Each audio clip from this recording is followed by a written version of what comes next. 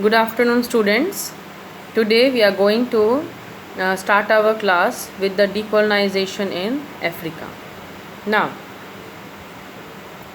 as we all know, that European countries for a very long time had special interest in various nations and countries. They wanted to trade with various countries, and their trading interest was for what? Mainly for the resources and commercial purposes, for profit making, for their factories, and collecting raw materials in low and cheap prices.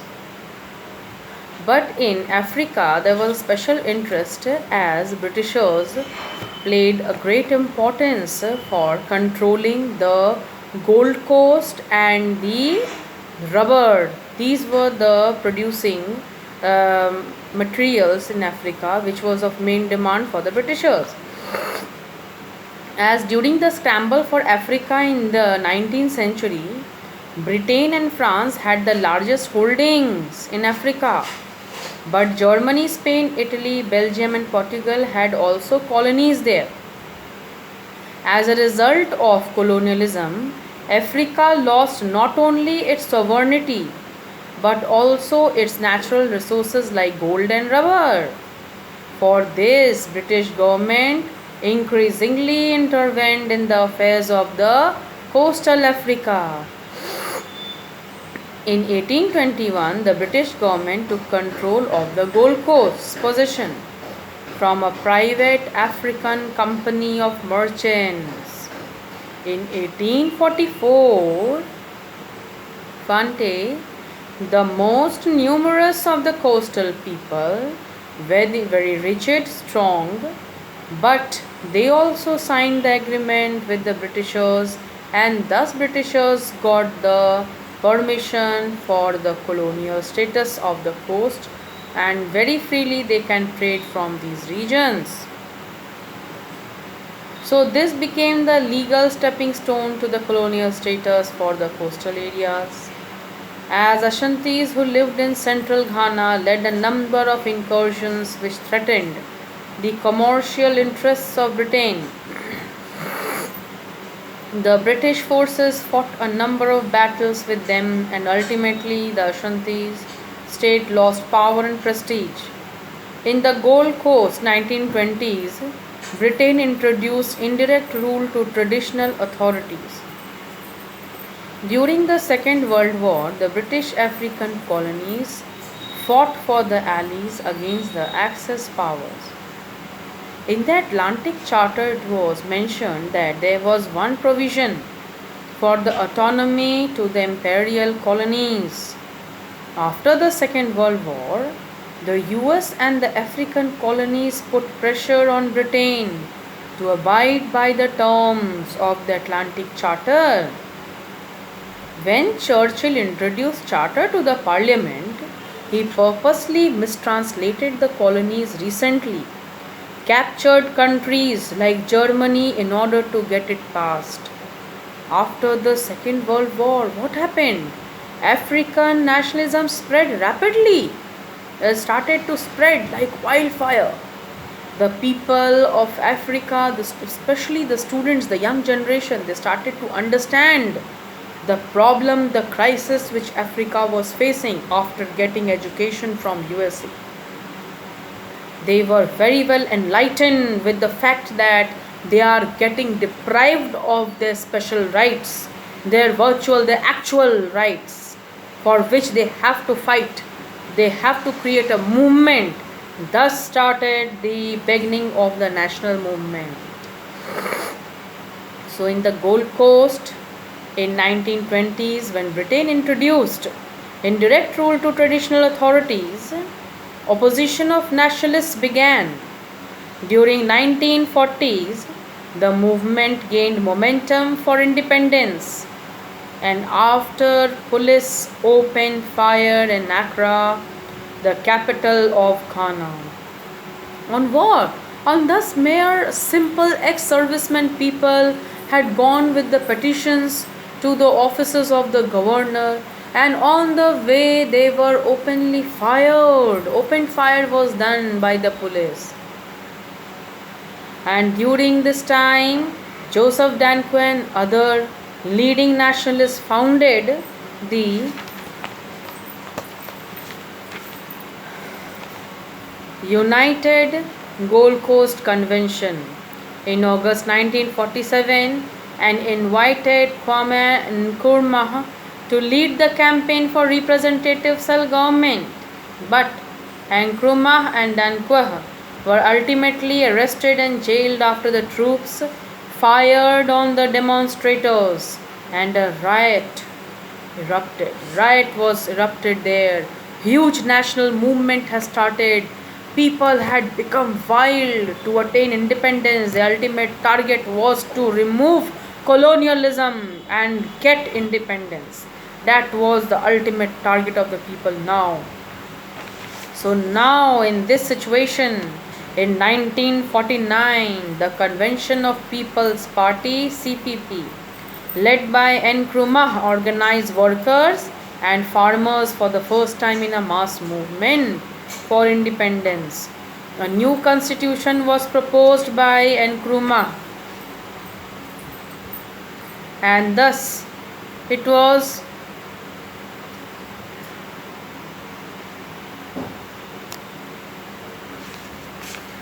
created in a very definite manner.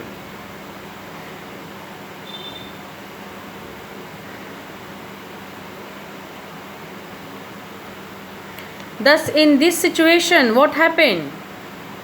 In this situation, National Liberation Movement led by Kovi Buzia, NLM opposed CPP for its limitation on the powers of the tribal chiefs. The NLM now wanted to establish a federal state. Another constitution was also approved by this time in April 1954, establishing a cabinet comprised of African ministers that were drawn from all African legislature, chosen by direct election. In the election, CPP won the majority seat in the new Legislative Assembly. Prime Minister Nkrumah's Gold Coast government issued a white paper containing proposals for the Gold Coast independence in May 1956. The British government now agreed for independence when majority of the British Togolese residents voted for the unification with the independent Gold Coast. So, in this situation, what happened? In this situation, on 6th March, which was a huge day, huge achievement for them, 1957, the state of Ghana, named after medieval West African empire, and became an independent country with the Commonwealth of Nations. Thus started the rule of Nkrumah. Now what happened? Nkrumah became the first Prime Minister of Ghana. He was born in 1909 and became a teacher. He completed his Bachelor of Arts in 1939 and MA in Philosophy in 1942 from University of Pennsylvania. He returned to London also. So he had a wide network. He got a very wide concept and thoughts, and founded the West African National Secretariat to work for the decolonization of Africa. He was a socialist in outlook. Socialism, giving an approach, positive approach to society, was his some of the aims and targets in life. With this approach, he wanted to industrialize Ghana for better living of the people.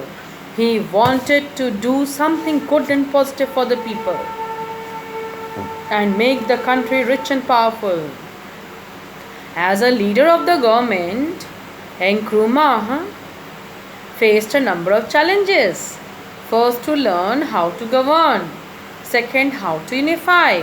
And the four territories of the Gold Coast and the third to win his nation's complete independence from the United Kingdom.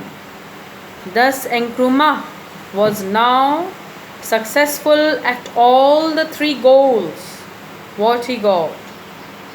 The new draft constitution made the provision to surrender the sovereignty to a union of African states. The constitution was ratified and Nkrumah was elected the president of the country. In this situation, under his leadership, the country adopted some socialist policies.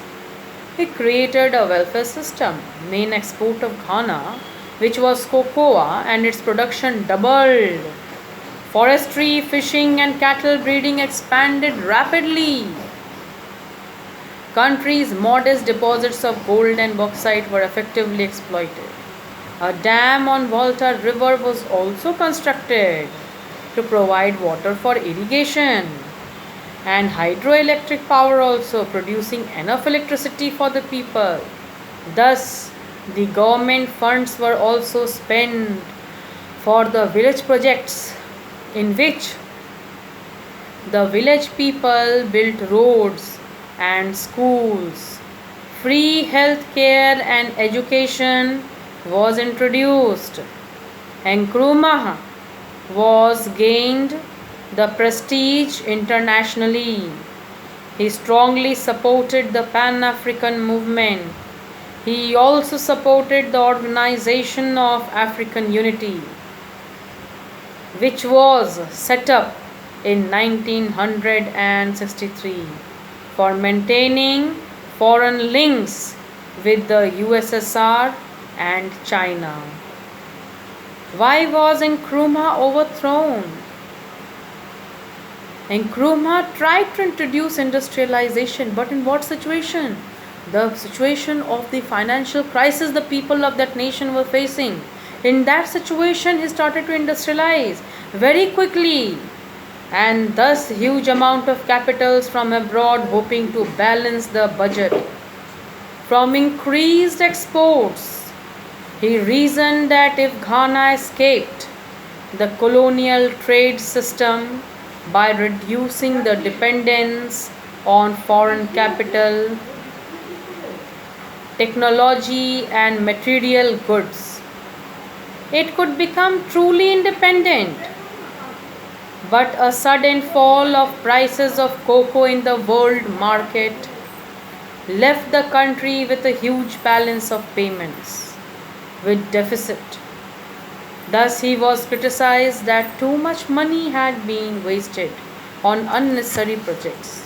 So, in this situation, what happened? In this situation, the people of Ghana actually wanted the welfare and improvement of the common people, and thus they wanted to create a line, a type of system in which the people could understand the necessary behaviors and needs which they could actually tell them to control.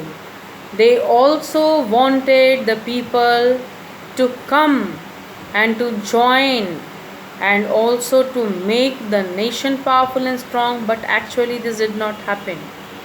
The people of Ghana were facing struggles and struggles, though after constructions and though after introduction of various reforms. But then also recovery was not seen, as it had become very fast. It was a truly independent, but a sudden fall of prices of cocoa gave a very big setback to the recovery of balance of economy of the nation. Thus, Nkrumah solely abandoned the parliamentary form of government in favor of one-party system and personal dictatorship. This was probably the most important reason of his downfall. From 1958, Nkrumah's regime became increasingly authoritarian, and thus after the gold miners' strike of 1955, he introduced the Trade Union Act, and this made the strikes illegal. Because of his opinion, It went against the idea of rapid industrial development. Not only that, he introduced the Preventive Detention Act to suppress his opponents. So, till this much, these topics read it. In the next class, I will explain you from why Nkrumah was overthrown, and I will go into detailed analysis over these topics. So, read up to this topic and read your worksheets and study material. It has been given, and read it nicely. Okay, thank you, students.